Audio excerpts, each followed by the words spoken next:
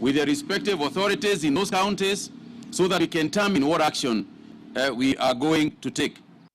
Sasa wanafunzi watalazimika kuwa darasani muda mrefu zaidi pamoja na kupunguziwa muda wa likizo pindi tu masomo yatakaporejelewa. Hii ni kwa mujibu wa Wizara ya Elimu ambayo imesema mipango hiyo itahakikisha kwamba mitihani ya kitaifa ya KCPE na KCSE itafanyika kwa wakati ulioratibiwa. Mwanahabari wetu Emmanuel To na taarifa hiyo. Elimu bila amari ni kama nta bila asali.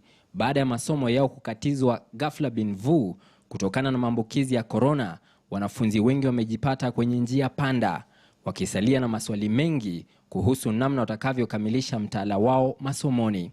Lakini sasa baada ya kuchakura, Wizara ya Elimu imezuka na majibu.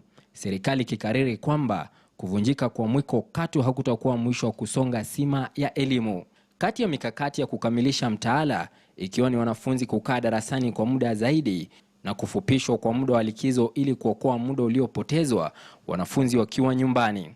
Hali kadhalika serikali imesalia kidete ikisema kwamba mitihani ya kitaifa lazima itafanyika kwa wakati ulioratibiwa. Swala hilo sasa likiwapa watahiniwa tumbo joto baada ya wengi wao kugeuka vifaa butu baada ya kukosa darasani. Hadi sasa wanafunzi milioni 15 wako nyumbani baada ya kuzuka kwa ugonjwa wa corona. Serikali ikielezea kwamba zaidi ya vituo vya mafunzo 460 vinatumika